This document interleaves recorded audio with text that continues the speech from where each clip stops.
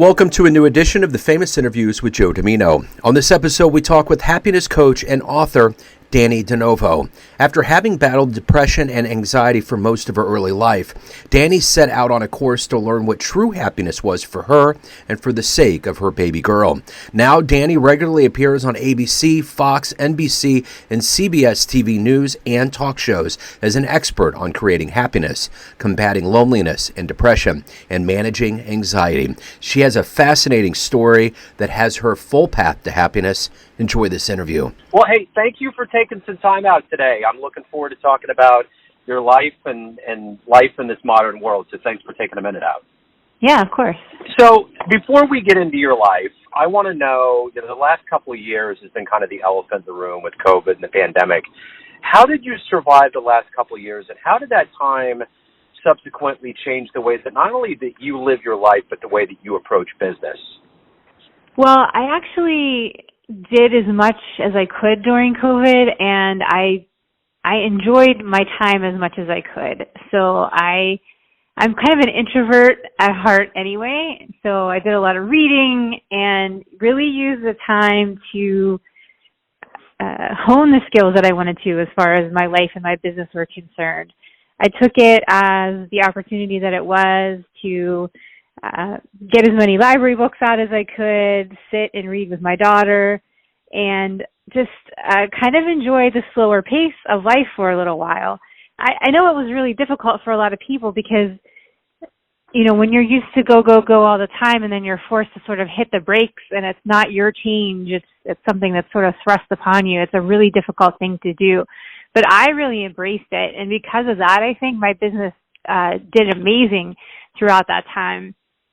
As far as what changed throughout my life and my business, I think I've become a much more compassionate human being.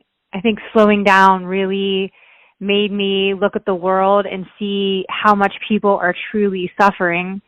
And because of that, I was able to help a lot more people. I'm unfortunately in the business of kind of coaching people through those difficult times. And it was a time when everyone was having a difficult time.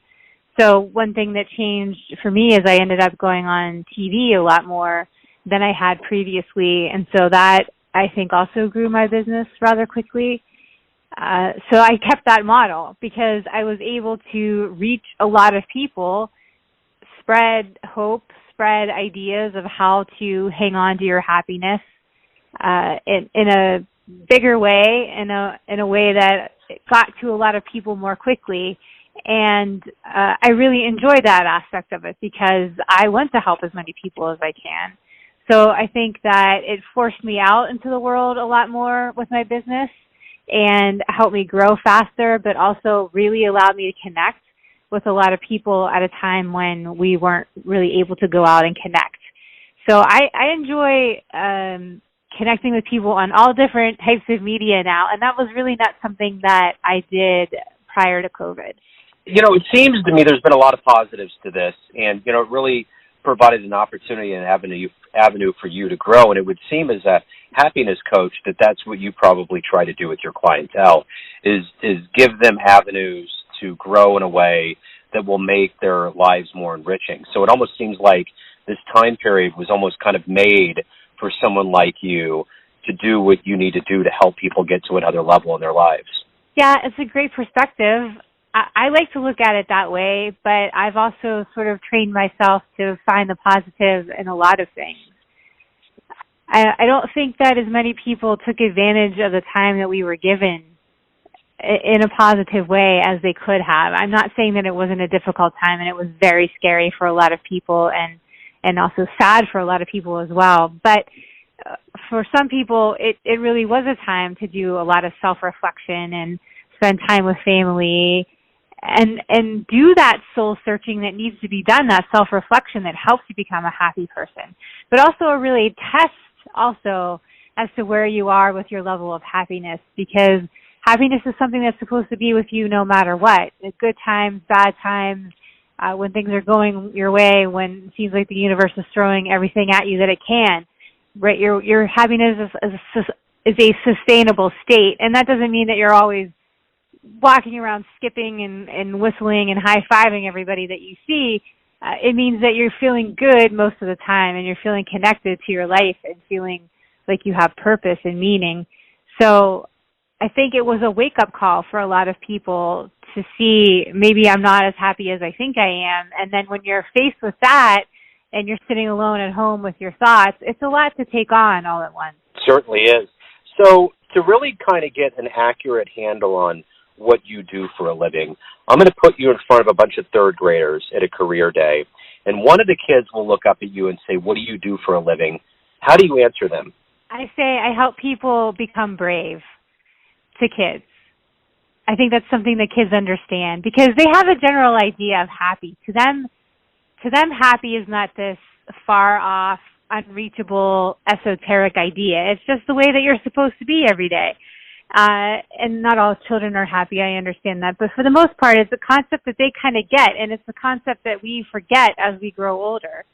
So my job is to help their parents and them and maybe their older siblings see that they are strong enough, that they have the courage to go after the things that they want to do in life, to listen to that voice in their heart that tells them what they want to do, and then act in conformity with that voice, even though all the people around them might say that's not a good idea, or we don't like that, or we don't believe that. It takes a lot of courage to be a happy person, and I think kids get that more than anything. Oh, they certainly do. One of my favorite poets always said, "We're born geniuses and buried idiots," and I think Yes. at that point they definitely are geniuses. Let's go back in your life to the third grade. What did you want to be when you grew up? In the third grade, I wanted to be a veterinarian. I grew up riding horses. I loved animals. I connected with them. I was not a happy child. I was one of those kids that was sort of plagued by anxiety, and that grew into depression by the time I was a preteen. But with the animals, I always felt a sense of belonging. I always felt like I had meaning there, that we could communicate together easily. I felt at home. And I really wanted to do what I could to help animals. So are you happy with how everything turned out? Obviously, you're doing something different, but and still a compassionate life for humanity. Are you happy with where you're at? I am so happy, but if you had asked me that a number of years ago, I would have told you no. I really thought that my life had become completely derailed and that there was no hope for me, that I was just kind of always, I wasn't wired for happiness. I was never going to find happiness. I was just able to sort of exist through life and do the best that I could. I was completely miserable, but I knew that, but I couldn't change because I didn't know how. So I really felt not that long ago that I was a disappointment, that I wasn't worthy of even being here, of taking up space in people's time, and that I had really failed at life. I had never imagined that whole story would bring me all the way to where I am today, and I'm lucky that I kept going. But if you had said something to me, 8-10 years ago that this is where I would be, I would have never believed you.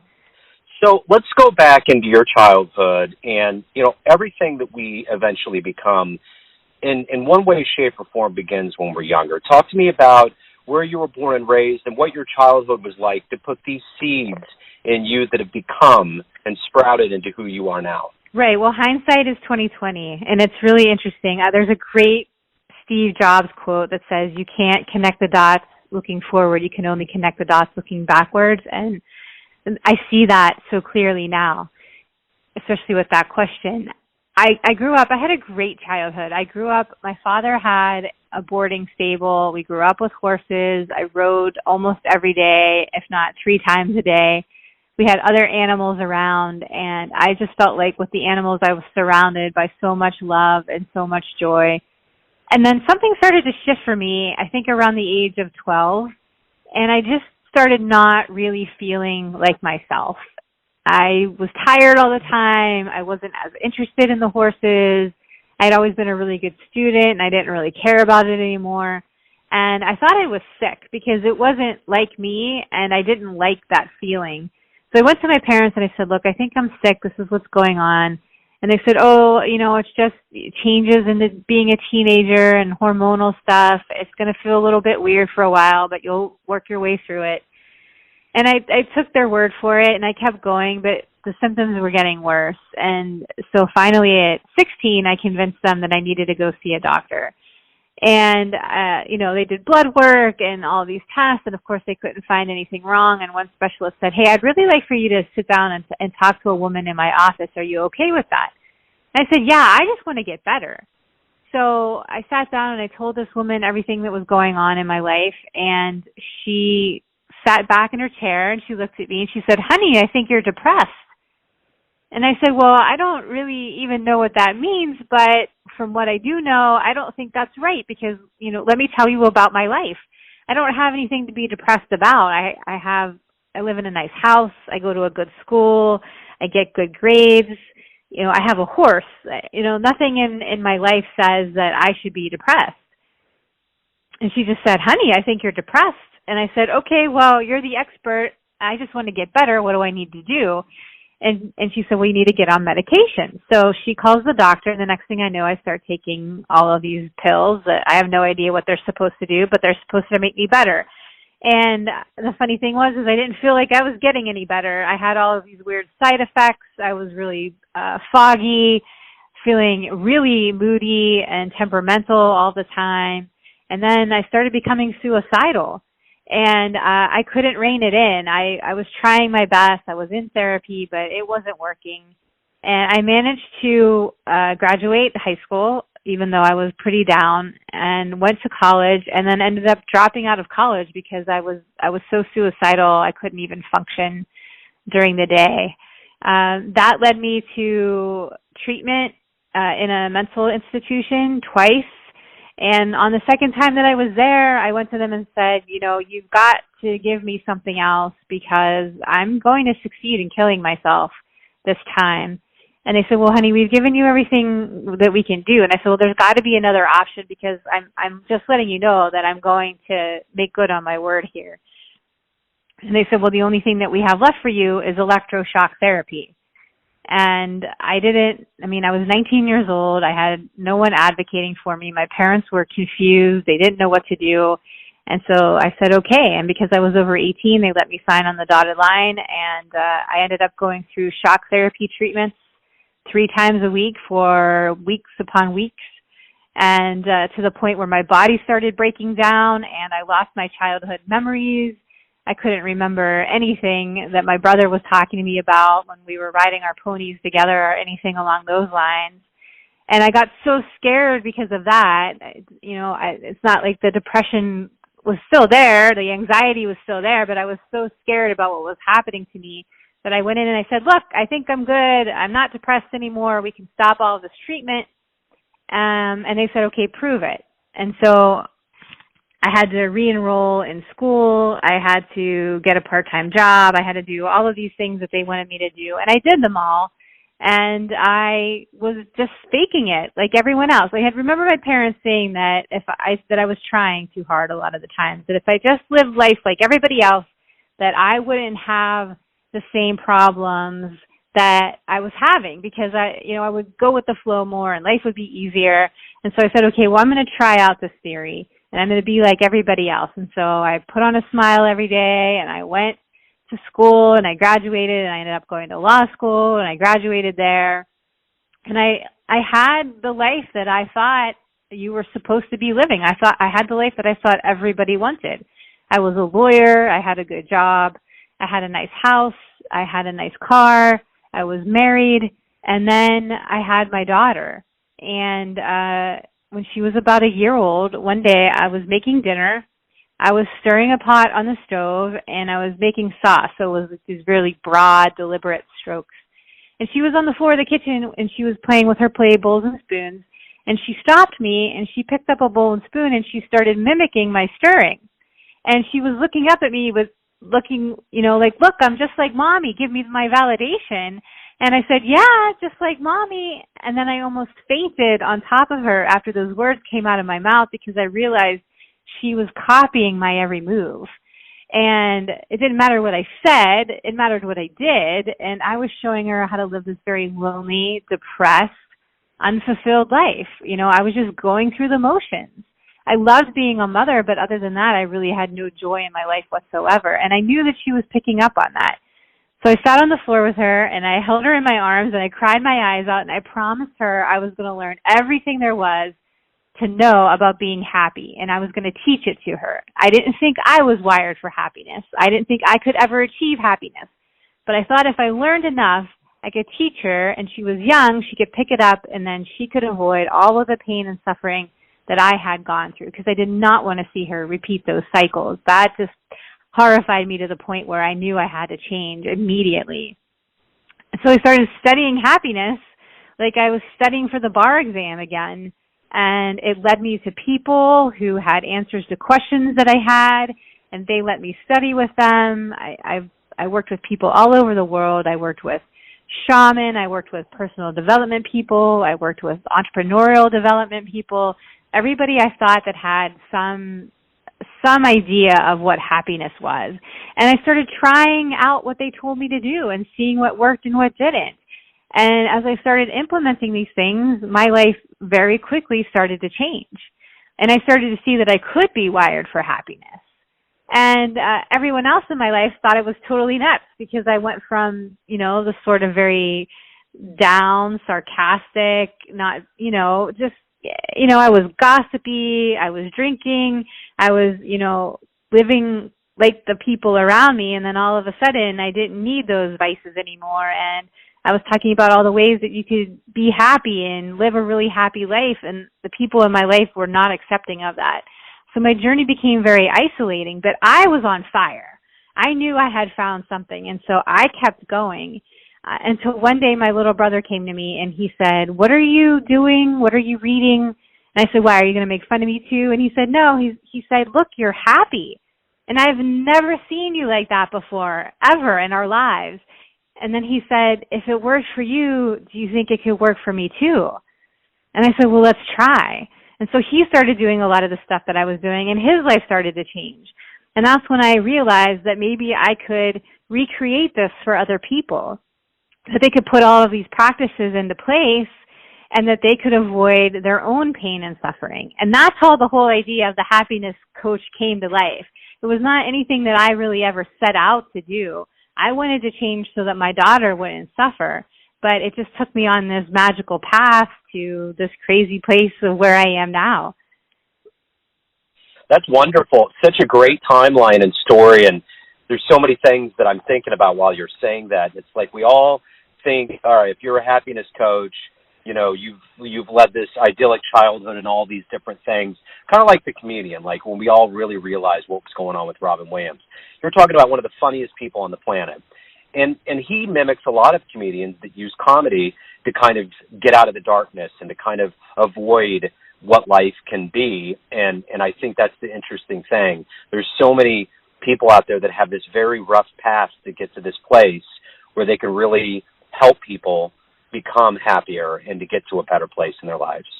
Right. Well, it's really about growth, and your happiness is a journey of learning about yourself, and it's a journey that never ends. And of course, with all learning comes failure and making mistakes. So there are those dark moments and those dark places. Everyone thinks that you're not supposed to have those, but the truth is you're really supposed to embrace those as well, because if you can learn to love those dark pieces of yourself, then you really know what self-love is. And when you find self-love and acceptance and you're loving of others in the same way, that's where real happiness is. The happiness day to day is in that deep connection with the people around you and the energy around you, but also just in the subtle joys of living moment to moment. It takes a lot to get there, and it takes a lot of digging inside of yourself to really figure out who you are. And again, it's not an easy path. My journey was not easy. Again, it was very isolating. It felt a little lonely at times, but the more that you discover about yourself, the less lonely that you feel. So these are not easy things to do. And again, they take great courage, which, is is a constant work. It constantly reminding yourself of why you're doing what you're doing. But on the other side of it is magical. And I'm just so grateful that my daughter came along to push me over the edge to make me go through this process. It's an amazing endeavor to take on. It's a serious endeavor, but you don't have to take yourself seriously throughout the process. So I think laughter is definitely something that helped me take myself less seriously and allow myself to make those mistakes and to just enjoy the process. So in your process of healing and getting to where you are today, we have role models and heroes. Who's been a hero for you? Well, my daughter is definitely my hero. I mean, she's so magical because she is my greatest teacher. She is the first one to remind me when my words aren't matching my actions, when there's discrepancy in the things that I do versus what I say. So she really keeps me on track and keeps me on my toes, and I know that I have to be authentic with her. And it's just such an amazing gift, despite the fact that she's my daughter on top of everything. So she's definitely my hero. My brother was my rock. He was the one person who believed in me. Without him, I don't know that I would have made it. And he's definitely someone who has taught me a lot about persistence. But I had some really great teachers, too. I studied with Bob Proctor for a number of years, and he passed away last year. But he was the first person to really show me how often I was sitting around feeling sorry for myself. And I had never seen myself in that light. I never allowed myself to see myself in that light prior to him.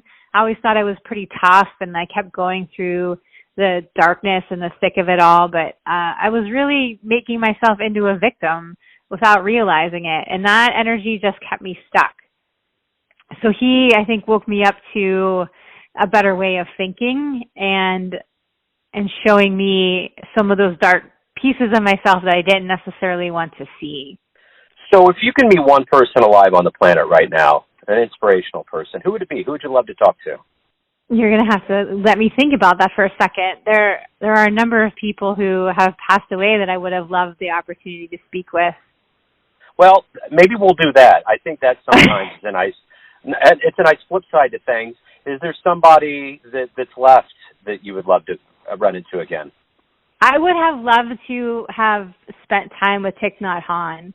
There are a number of people that I have read, that I have studied, that I have watched, and that I have learned from, or who I've just sort of watched from the sidelines and kind of seen, on YouTube or whatever else, who I believe have sort of had the ability to almost transcend the human experience, if you will. In other words, they got to a place where they were so happy, they were so in tune with what life was really about that it wasn't even like they were living as a human being anymore. And I believe he was one of those people. So I would have loved to have spoken to him and learned more about his way of thinking and how he viewed things and what his perspective on things was, so that I could, kind of mirror that in my own life. So in the very delicate context of who you are now, let's say you have a dream tonight and you run into your 20-year-old version of yourself, and you can give that version a piece of advice based on the wisdom and the paths that you've gone down in your life. What would you say to your young version? I would tell her to keep going. I would tell her that I know she doesn't believe it, but there is hope that you can change anything about yourself, and that when you believe in yourself, a lot can happen very quickly. I think my 20-year-old self didn't believe in herself. She didn't see herself as worthy enough for people to believe in her, and honestly didn't like herself very much. And that led to not really wanting to be alive or feeling like she was contributing to life in any way. I know that it took her a long time to come to where I am now. It really did. And I know a lot of people are suffering right now and feeling like they're in the thick of the darkness, that they're at rock bottom, and I know what that feels like. And all I can say is if you keep going, eventually there is some person out there say something that will click for you all of a sudden. There's something they will say that will resonate for you, that will make you think, oh, I kind of get it now. This makes sense for me. I'm going to try this and see if it works. And it will work. And then that will give you enough confidence in yourself to try the next thing, and to try the next thing, and to try the next thing. It's a slow build over time. So you really have to connect with that why. It really has to be very big for you to keep going. And if it is for someone else, like it was for me with my daughter initially, then take whatever you can to help you get from one day to the next. But that just to let her know, and to let people know in general, that there is hope. If you keep going and you keep looking, eventually you're going to start finding the things that you're looking for. You know, in any profession, you know, when you're really close to it, there's things that you just inherently know. And I'm curious with what you do, what's one of the common misconceptions about being happier, or a common misconception about people that might be depressed and don't know about it? And subsequently, what's the one thing that somebody can do that's very simple to kind of change the course of their lives? Well, I'm at the place now where I think people just sort of energetically pick up on the fact that I do what I do, because I'll be standing in line getting a coffee somewhere, and a complete stranger will come up to me and open up to me, and I'll know everything about their life by the time I get to the counter. And I love that. It's fascinating to me, and I love that people feel comfortable enough with me to open up on that level. There are a lot of people who are really suffering and who don't feel like they're worthy of certain things. And the people who are sort of lacking that self-worth tend to be on the treadmill of, when I do this, then I'll be happy. When I get here, then I'll be happy. When I'm making X amount of money, I'll be happy. When I'm in this kind of a relationship, I'll be happy. And they have these milestones and these benchmarks that they've planned out for themselves that they think that they need to hit in order to live a happy life. And I think the misconception is that you've got to do something to be happy. And the truth is, you don't really need to do anything. The more that I study and the more that I learn about myself, I realize there's very little that I need to be happy. It is a sustainable mindset. It's a feeling of being connected in some way, shape, or form, of feeling good throughout the day. It's not this, euphoric, running around, skipping around all the time. I don't feel like that. But there are times of highs, and of course there are times of lows too, but it's really sort of a measurement of how quickly you can kind of get back to that baseline of just feeling good and feeling connected and feeling like you have purpose just because you're here. I think another misconception is that in order to live this happy, exciting, fulfilling life, it has to be big. It has to be this grandiose idea, kind of like the things that you see on social media. And it doesn't need to be that at all. It doesn't have to be filled with money. You don't have to travel all over the place or have all this stuff. You don't have to have, a certain kind of family that looks a certain way. It really can be very, very small. If you enjoy gardening and you just have a beautiful garden that you love and you connect with nature every single day, that can be a very fulfilling life. I find that people who live a very simple life and understand that the joy of life is really in the subtle joys, moment to moment, those are the people who are the happiest. So everyone out there has a perception of you. You have different roles in life, your family, your friends, your clients, but ultimately you're in control of your life. What's your perception of you? Who do you think you are? I think I'm whoever I want to be. And it took me a long time to be able to say that sentence.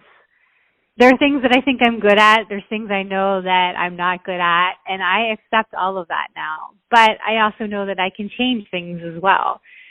I am me, and that means that I get to define it, and I don't have to live by anyone else's standards or beliefs or definition of who I am. How my daughter views me is very different on how I view myself, and I can't even live to her standard. I have to live to my own. And again, that takes a lot of bravery. It really does. People are always watching. People are always judging. People have certain mindset about who you're supposed to be, and they become very threatened and very uneasy when you change that ideal of who you are right in front of them. It's very unsettling to them. But you can't live for someone else, because at the end of the day, when the clock ticks down and it's your last few moments on earth, the only one that you're going to have to be able to blame for anything is yourself. And that is probably one thing that has kept me going too, is just to add as an aside, I've always been very cognizant of the fact that, because I had always been very suicidal and had contemplated taking my own life, now I'm very grateful for life and what a gift it really is. And so I'm always very cognizant of the fact that at any given moment it can be taken away from me. And I would hate to be at a place where I know that the final seconds are counting down and I really didn't live the way that I wanted to live. I didn't do the things that I wanted to do. I didn't get out of life what I feel like I came here to get from it. And I just think that would be a horrible, horrible feeling. It's not something I ever want to experience.